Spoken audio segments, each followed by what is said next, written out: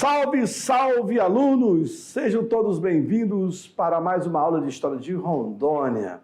Nós vamos aí para a aula, 10ª aula. Nossa, está passando muito rápido. Claro, mas lembrando que esse ano é a última vez que nós teremos aula de História de Rondônia no 3º ano. A partir do ano que vem, 2024, as aulas serão no 1º ano. E aí comigo tem aqui o nosso intérprete Samuel. Olha. ele limpa aqui o olho dele, né? Então, na aula de hoje, nós vamos falar sobre, olha só o que está no quadro aí. Veja aí. Iremos falar sobre a população indígena dos vales dos rios Madeira e Guaporé. É isso mesmo. Que população era essa que habitava os rios Madeira e o Guaporé? Bom, veremos aqui quem são os indigenistas brasileiros. Vou falar um pouco sobre os Muras, os Mundurucus. Lembrando que lá atrás eu falei uma coisa assim, quase parecida, né? Os primeiros habitantes, o contato dos europeus com os primeiros habitantes aqui na nossa região. Mas hoje a pegada é um pouco diferente, tudo bem? Então, olha só. Nas regiões do Rio Madeira, do Rio Mamoré e do Rio Guaporé, que você já tem estudado comigo, já falamos sobre isso, os portugueses encontraram 2 tipos de grupos indígenas. Já abordei, inclusive, essa temática lá atrás, mas vai mudar.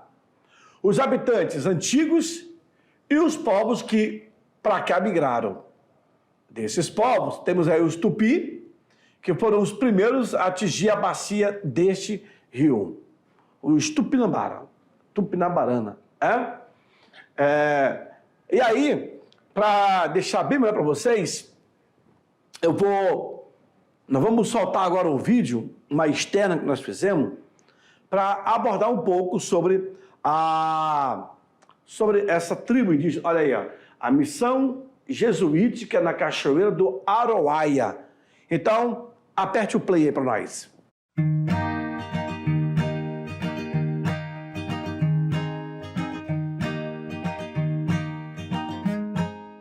Em 1728, o padre jesuíta João Sampaio fundou a missão de Santo Antônio das Cachoeiras. Aqui na área que nós estamos, surgiu a povoação na margem direita do Rio Madeira, pertencente hoje no atual estado de Rondônia. Vejam que a missão ela não foi para frente. Por quê? Devido ao ataque de índios, que mais habitavam nessa região, ao ataque de mosquito e principalmente o mosquito da malária.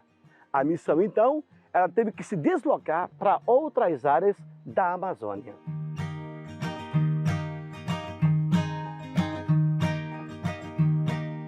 Os Tupi-Cauaíbe, após dispersão provocada pelos Muras, situaram-se no Rio Branco, afluente do rio Roosevelt. Ampliaram seu território até a foz do rio Ji-Paraná, sendo reencontrados no final do século XIX, nos campos dos Parecis, entre os rios Arinos e Juruenas.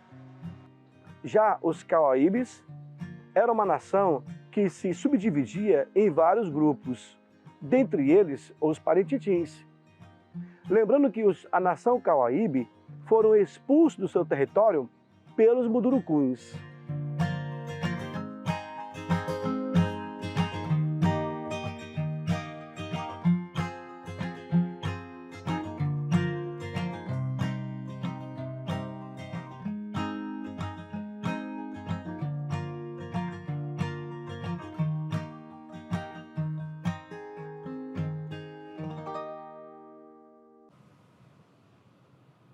Eu estava aqui olhando a aula, prestigiando junto com vocês. Estava passando aí e eu estava assistindo aqui também. E eu fiquei assim, cara, como é que era linda essas paisagens, né? As embarcações. Aí tu imagina o seguinte, aluno. Nós estamos no ano de 1639, quando o padre Aconã vai encontrar as primeiras tribos indígenas aqui na nossa região. Vai fundar a missão. Aroaia era como os índios chamavam o Rio Madeira no passado. Aroaia, isso mesmo. Depois passou a ser nome de Caiari, rio que cai cedro, vai ganhar outros nomes, até Rio Madeira, né? Mas o fato é que eu estava aqui, quando eu estava passando aqui o vídeo, eu estava analisando. Essa região era totalmente inabitada. Século XVII, XVIII, até mesmo agora, no início do século XX, quando começaram os empreendimentos, com a estrada de ferro Madeira Mamoré, com a chegada da linha telegráfica, a expansão da vila de Porto Velho. Então, as tribos indígenas que habitavam esse entorno aqui, eles serão expulsos pelo homem branco. Hoje, Porto Velho cresceu enormemente, né? Porto Velho ficou muito grande. Mas o fato é que, quando a Madeira Mamoré foi instalada aqui, a partir de 1907, os americanos, as pessoas que moravam aqui, que vieram para a construção, todos eles andavam armados. Eu já vi em alguns livros de história, nossa aqui da região, ali em Ariquemes, apareciam pessoas toda cravada de flechada de índio. Parece coisa de filme, parece coisa de cinema. Sabe, quando eu era criança, eu assistia aqueles filmes de bang bang, de índio e tal. E aí ficava um bocado de flechada no corpo. Aqui em Ariquemes não tivemos isso. Sabia? Pois é. E aí, quando se fala a população indígena que habitava no Rio Madeira, no Mamoré e no Guaporé, eram várias. Aqui tinha uma concentração bem alta. Quer ver? Sai comigo no quadro. Olha só essa imagem que vocês vão ver aí. Nós temos aí missionários, essa é uma tribo indígena. Possivelmente, esse registro foi feito por missionários. Muito curumim. Percebe? Curumim é criança, né? Criança indígena. E as mulheres, aí ó, uma maloca coletiva, onde dentro tem vários compartimentos para poder amarrar suas redes. Né?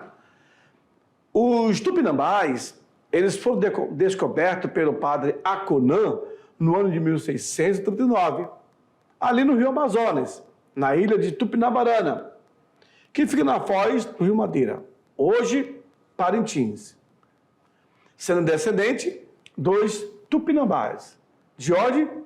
De Pernambuco. E olha só o festival que eles faziam no passado, as danças, as pagelanças, os rituais em si, né? Dos nossos nativos.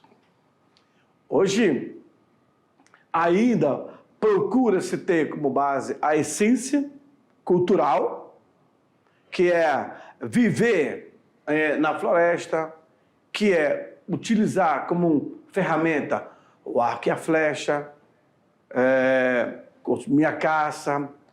Claro que o calção aí, a roupa, já é algo mais atualizado. Mas nós temos tribos aqui em Rondônia que ainda preferem viver por um passado. Hoje, claro, tem as suas plantações, certinho? E se procura ainda manter viva essa cultura. Outros grupos que migraram para cá, provocando uma guerra intertribais, pelo controle do território, dentre os moradores antigos do Madeira, encontraram aí o Torá, o Mura e o Matanauí, que migraram lá do Peru. Por que migraram? Porque fugiram do domínio espanhol, certo? Isso, inclusive, eu abordei também numa aula lá atrás. Eu estou pegando o início para poder entrar, de fato, no nosso aqui, ó. Olha aí. Imagine, essa aí é do Xingu, é uma tribo indígena do Xingu, aqui no Mato Grosso, aonde temos ali perto aqui, fronteira com o nosso estado de Rondônia, né? Eu trouxe a imagem para mostrar para vocês o tipo de vestimenta, de adorno corporal. Aí eles estão numa celebração, certinho? Vamos lá. Os Cauaíbe, eles eram uma nação que subdividia em vários outros grupos. Dentre eles, temos os Parintitins. Os Cauaíbe, eles vão ser perseguidos pelos Mundurucus e serão expulsos dos seus territórios. Aí nós temos um índio que foi, índio Cauaíbe, que foi atendido pelo Hospital da Candelária, teve que amputar uma de suas pernas, ele estava bem fragilizado, bem mal, bem desnutrido, e o empreendimento da cidade de Fernando de Mamoré não era somente para o homem branco, para o trabalhador, mas também ajudava naquilo que fosse possível. A aldeia Munduruku, de Jurá, vejam na imagem como eles interpretam a mensagem que é passada por essa pintura corporal e também os seus adornos. Tem adornos e pintura corporal para homens e adornos e pintura corporal para as mulheres. Então é totalmente diferente. Ah, professor, é isso mesmo? Não adianta dizer que você tem uma pintura corporal, você é homem, e quer colocar uma pintura corporal de uma menina, uma mulher. Não pode. É contra a regra deles. Tá bom? Não? É motivo de chacota e eles não aceitam isso dentro de uma civilização. Vejam. Os Tupi Cauaíbe, após a dispersão provocada pelos Mura, eles se situaram ali na região do Rio Branco, que é afluente do Rio Roosevelt. Ampliaram seu território até Ji-Paraná, sendo encontrado no final do século XIX no campo dos Parecis. Entre ali a foz do Rio Arino e o Rio Juruena. Inclusive, esse Rio Juruena, na época, o Marechal Rondon, ele passa com a sua comitiva. Sai de Cuiabá, vai até o Juruena, do Juruena até a Serra do Norte, e da Serra do Norte até o Santo Antônio. E aí, temos o Tupi Cauaíbe, o tipo de adorno também. E hoje, algumas tribos, elas acabam abrindo o espaço para mostrar como é que funciona a sua convivência, o espaço, mas alguns itens, algumas informações, elas são camufladas, não podem ser reveladas. É a cultura indígena. Esse aí é o Tupi Cauaíbe. Ele diz, ao colocar uma pintura pelo corpo, aqui, ó, ao colocar uma pintura, eles acabavam também colocando aqui um pedaço de pena, né, resto de pena, no seu corpo. Os bororos também são assim, sabia? Colocam esse tipo de adorno. Imitando o pássaro. Aí o cara furou o nariz. É por isso que hoje vocês, ao ver aquelas mulheres, meninas, com aquela argola no nariz, tá aí, ó. Mas não é a origem dos indianos? Não. É só nós temos aí, ó. Quando não, nós temos aquele que fura aqui os lábios e coloca aquela semente. Lembra aí? O cacique Raoni tem aquela estrutura. Aí, quando você fura o nariz e coloca largador, né? Você pega o largador e aí vai aumentando. Não, nariz não, pô. Aí, eu falei nariz, largador, e o Sam estava fazendo. Aí eu me toquei que não era o nariz, era a orelha. Eu me toquei que era a orelha. falha nossa, falha nossa. Não tem aqueles jovens que furam a orelha, aí colocam um brinquinho, aí colocam um largador, aí vai aumentando, vai aumentando. Pensar que não, bicho, fica igual o bambolê. Fica igual o bambolê, a orelha do cara. Cresce tanto que fica aquela coisa caída. Mas é uma questão estética. Ele gosta. Vai fazer o quê? Tu vai brigar? Não. É uma questão de gosto. Você pega aqui o cara, ó, ele tá aqui com a orelha, assim a orelha, ó. Aí ele fura aqui, ó, a orelha. Ó, tá aqui a orelha. Pensar que não, cara, a orelha tá aqui, ó. Tá bem? Tá isso aqui assim, ó. Ó, isso aqui tudo aberto. Viu? Um largador grande. Se cortar bem aqui, eu não sei se ela cresce. Mas fica um largador, dá para tu colocar assim um dedão e puxar ele pela orelha. Você coloca assim ele e puxa ele pela orelha, pelo alargador dele. E aí corre o risco de rasgar também. Ali é só uma cartilagem, né? Vamos lá. O baixo mamoré, já chegando aqui no Madeira, foi objeto da migração de outro grupo indígena, chamado de Texapacura, que viveu originalmente no curso do Médio e do Alto Rio Branco, na região dos Maurés, na área em torno do Lago Xitiopa e parte de Concepção de Chiquito, já na Bolívia. Viu aí? Nós temos os Texapacura, que acabam se propagando por essas regiões aí. Aí você vê uma imagem desse indígena. Rosto pintado, corpo pintado e muita pena com adornos e adereços, tá? No corpo. Também tem um significado. Lembrando que uma pintura dessa aí, que é feita de ginipapo, só o preparo de ginipapo é demorado. Algumas horas ou até alguns dias, porque é bem bacana. E quando você faz a pintura no teu corpo, leva em torno aí de uma semana para ela se desfazer. Lembra então?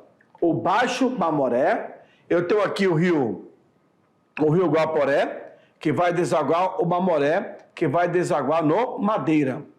Então, o Alto Mamoré e o Baixo Mamoré, que já é a fronteira com o Rio Madeira. Por isso que fala, no Baixo Mamoré, tivemos a migração de outros grupos indígenas, os Texapacura.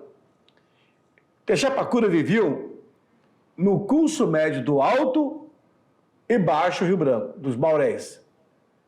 E também vivia na área do entorno do Lago Xitiopa e parte de Concepção da Bolívia. Então vai haver essa mistura. A fronteira não tem como você ter esse controle dessa civilização, porque acaba se misturando. Olha aí, índio boliviano, Xitiopa, tá? Os Urupá e Jauru, pertencentes à família linguística Texapacuras, entraram em contato com os portugueses no início do século XVIII. Quando você fala entrar em contato, essa primeira informação foi visual. O cara vem para mim. Equipes da FUNAI, como é que eles trabalham hoje? A equipe da FUNAI fica monitorando. Se de repente faz aí uma incursão na floresta contra algo diferente, ou alguém chega até o posto da FUNAI e fala do que se trata, que possivelmente viu uma tribo indígena ou algum artefato indígena, os caras vão ver. Porque quem trabalha pela FUNAI, os caras que são técnicos, especialistas, sabem fazer a leitura de um material, por exemplo. Se encontrou um material perdido na floresta, esse material, quem tem costume, quem consegue fazer esse material, quem usa esse material é a tribo tal. Não tem erro, não tem erro. Os caras são especialistas, então eles falam com propriedade. Esse primeiro contato com a tribo indígena é visual. Então, se alguém falou que apareceu, alguma coisa assim, eles vão lá, fazem o monitoramento para descobrir que tipo de tribo vem a ser aquela. E aí esse contato entra em relatório, né? Hoje, pelo que eu sei a política, eu conversei com um colega meu aí que é indigenista, ele falou assim, olha, a política hoje da FUNAI é você monitorar de longe.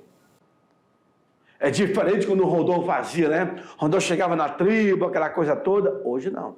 Hoje você contata, você monitora, mas fica só de longe e observando por onde a tribo está avançando. Hoje é assim.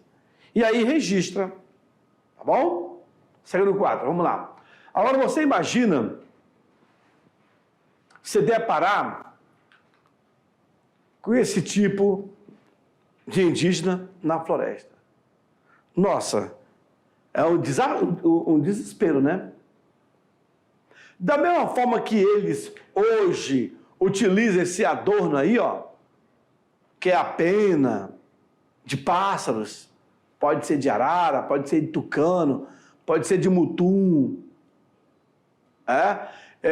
No passado também, ó, se usava essas garras aqui como adereço, enfeite, acessório.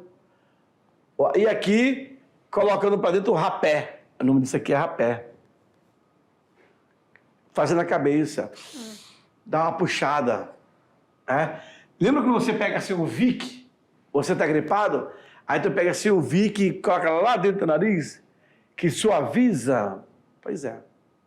O rapé é uma substância alucinógena, que a pessoa inspira, né? E tem lá os seus efeitos colaterais. Aqui ele está utilizando o adorno, a flecha. Antigamente, cara, eu sempre via isso. Olha, tá aqui. Eu observei agora aqui na imagem e eu lembrei. Antigamente, as pontas de lanças eram assim, ó. Eram assim, ó. Pra quê, professor? Cara, era incrível. Eles faziam, sabe o que, essa ponta de lança? De bambu. Bambu. Pegava o bambu, cortava, afinava e fazia isso daqui, ó. Não, é o contrário. Tá parecendo uma asa. Deixa eu melhorar aqui. Eles pegavam o bambu. Eu falo porque meu pai viajava para a fundação e trazia muito, ó. Isso aqui, ó. Aqui, não é aqui. É o contrário, ó. Peraí. Ao contrário, isso aqui é para cá. Não sei. É esse daqui, ó. É esse desenho aqui, ó. É esse desenho. Porque quando ele cravava a flecha numa caça, quando tentasse tirar, ela segurava por dentro. E ela saía rasgando, Sami, ó. Saía rasgando. Ó, aqui tem 1, 2, 3. Aqui já tem mais 1, 2, 3, 4, 5, 6. Queria ver. Então, se ele estivesse na floresta caçando, ele jogava a flecha e segurava. E aí não deixava a caça ir embora. Inclusive o peixe também. Hoje não. Hoje a ponta do balança, o cara faz assim, pega um pedaço de osso, amarra, ó, é só esse daqui. Pronto. Certinho? Olha a imagem colorida. Desse muro que você viu, olha aqui ela colorida. A nação que mais ferozmente reagiu ao avanço português na área do Madeira foi o Mura. E ali ele está espalhado nos rios Madeira, Negro, Solimões e Japurá. Olha a feição do olho dele, aluno. Olha aqui o queixo dele, como é que é. O tipo de cabelo. Você olha assim, nossa, é diferente? É.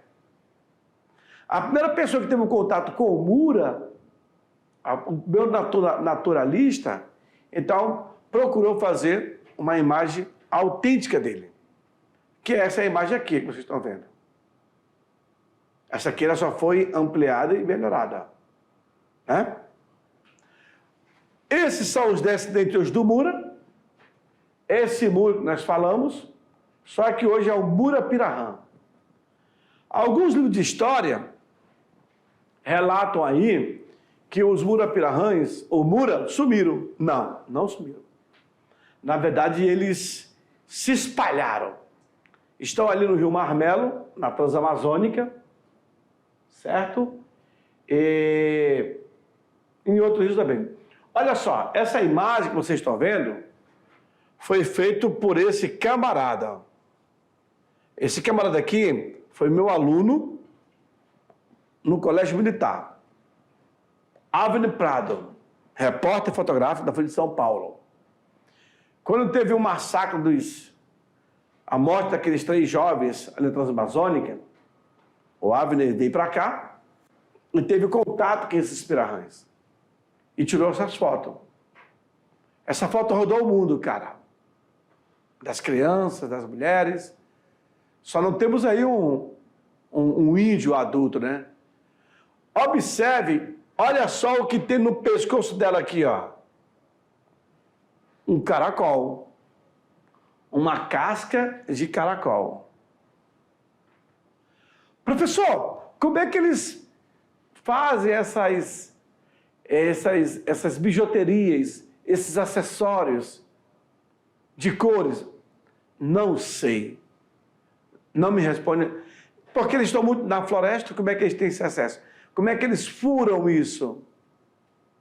Porque como é que esse material são todos idênticos? Parece que eles foram ali na Maria Chica e compraram e fizeram, né? Dá a entender isso. Mas não, cara. É incrível, né? Mas ali você vê um caracol no pescoço dela. Aquele embuaque na tua casa e tal, que é uma peste, né? Aí, de repente eles pegaram, furaram e tá como um pingente. Show? A luta simultânea contra os europeus fez com que os mundurucus obtessem diversas epidemias, ocasionando uma enorme mortandade entre os muras, mas não foram dizimados. Olha o que eu falei aqui, lembram? Isso é colocado por dentro, né? Dos lábios. Isso aí é um indígena bem antigo, possivelmente uma grande liderança. Professor, quando ele vai comer, não fica babando, não sei o quê? Não sei. De repente ele tira para comer, não sei. Eu nunca tive assim um dia a dia. Olha o tamanho das lanças desses guerreiros. Enorme, né? Veja como era no passado. O contato com os europeus. Os europeus tocaram terror e conseguiram matar muitos indígenas. Porque eles queriam ter um controle da região. E matando esses indígenas.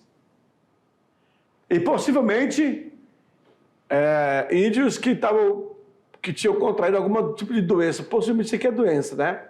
O corpo pintado. O golpe final veio com a aliança entre Munduruku e português no século XVIII. Essa divisão, né? Os Muras pediram a paz em 1786, mas devido às agressões do civilizado, voltaram a atacar e depredar na área. Então, eu acabei... Nós temos uma aula dessa que foi falada lá no passado, lá atrás. Eu acabei juntando com outras informações para entender, porque tudo isso acontece dentro da área do Guaporé, do Mamoré e do madeira. E o Mura é o carro-chefe aqui, nessa região. Então, eles irão, de fato, reagir ao avanço português, vão contra-atacar, mas depois eles vão ter que entrar em acordo e pedir um cessar-fogo. Ah, olha que coisa linda, a criança indígena, a pintura em si, né?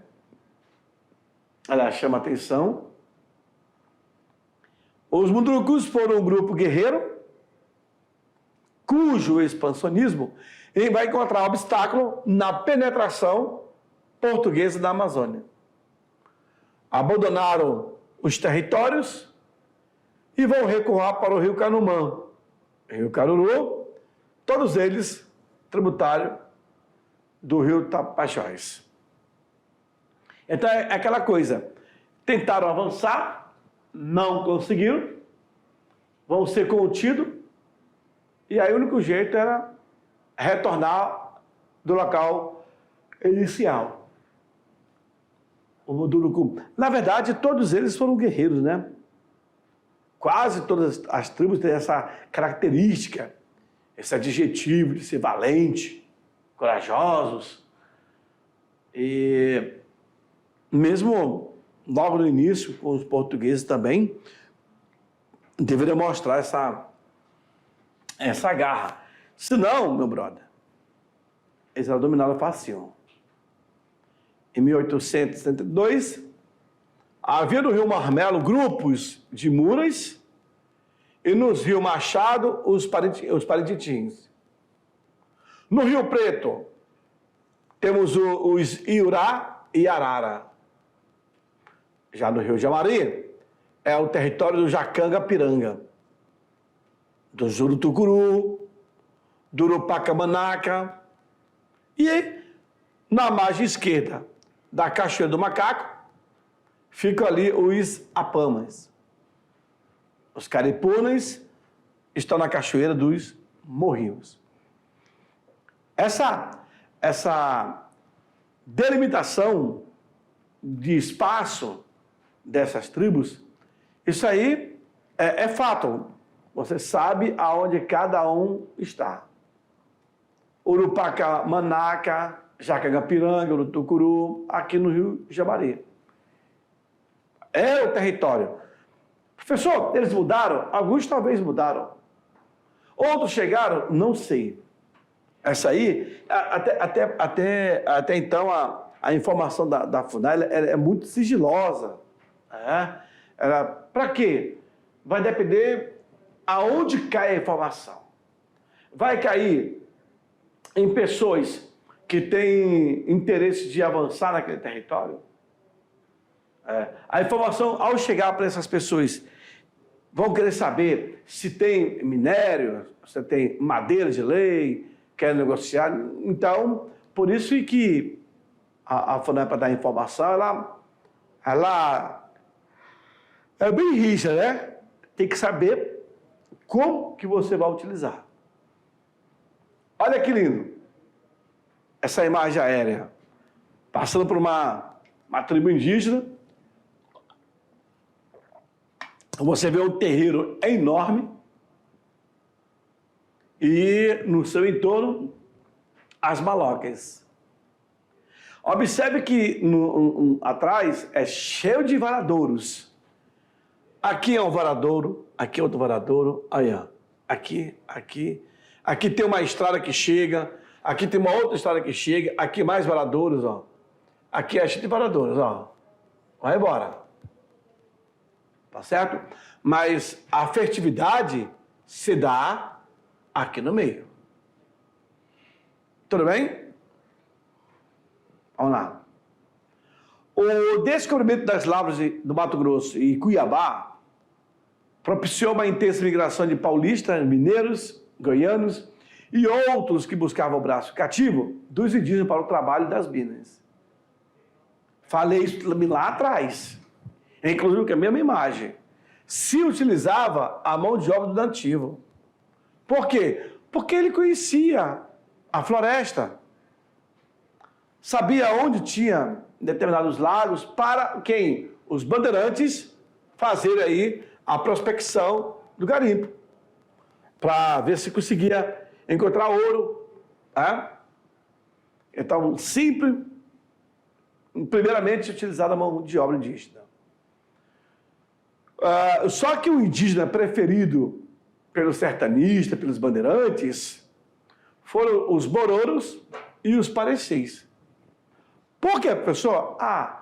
Porque eles eram dóceis e de fácil adaptação aos hábitos e costumes da sociedade mercantilista. Sabiam disso? Então, você vai pegar uma tribo indígena ou um indígena que vai reagir, cara, a turma acaba matando. Se o índio não fugir, depende muito. E aí, nós temos várias gravuras, são desenhos feitos do passado. Aí aqui está de frente e aqui está de lado. Como é que se comportava? Cabelo grande, os adornos. Aqui já é outro tipo de adorno. Aqui é um, aqui é outro. E o olho puxado. Já se faz uma franja aqui, ó. Já tem uma amarração também aqui, ó. Ainda amarração. Ó o tipo de... Ó o tamanho do brincão aqui. Aí, ó. Certo? E já com um rosto um pouco mais pra frente aqui, ó. Tudo isso é uma leitura que a gente faz dessas pinturas, né? Aí o bororo trouxe para vocês também alguns adornos da mulher indígena, os enfeites em si, muito a pena. Os caras falam assim, a pena de arara, a de arara, de mutum, curica, papagaio. E a escravidão do índio não era feita sem grande resistência dos mesmos, lá dos bororos parecis. O que causou transtorno foram os paiaguás, os cabixi e os caiapó. Olha aqui os bandeirantes aprendendo os indígenas. E a grande maioria, mulheres com crianças, que vão levar para os N-centros e ali vendê-lo como escravos. O comércio de indígena, mesmo proibido, era praticado às vezes burlando-se às autoridades. Não se pode dizer que houve uma substituição da escravidão indígena pela africana. As duas irão ocorrer ao mesmo tempo, em um determinado período. Só que as nossas tribos indígenas, do Guaporé, Mamoré e do Madeira, passaram por momentos de contato com o europeu, de exploração, porque o Bororo é da região do Mato Grosso. Tivemos aqui os Texapacuras, os Buras. Todas essas tribos, elas tiveram sua história, seus relatos, e muitas delas acabam sobrevivendo para mostrar o que aconteceu no passado com os seus antecedentes, tá bom? Mas eu fico por aqui, eu aguardo vocês na nossa próxima aula. Fechou? Tchau, tchau!